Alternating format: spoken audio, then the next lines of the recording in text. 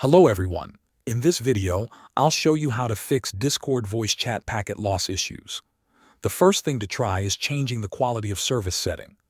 Open Discord and click the gear icon to open user settings. Go to voice and video, then scroll until you find quality of service.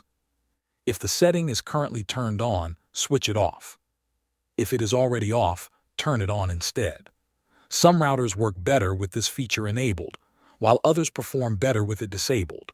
After changing the setting, join a voice channel again and check if the packet loss is gone.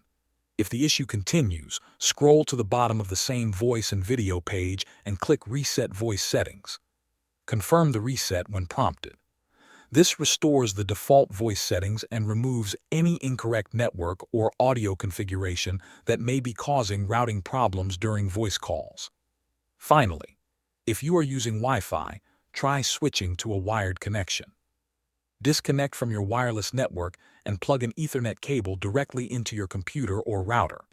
A wired connection is much more stable and reduces small connection interruptions that often lead to packet loss, especially during voice chats and online gaming. Thanks for watching.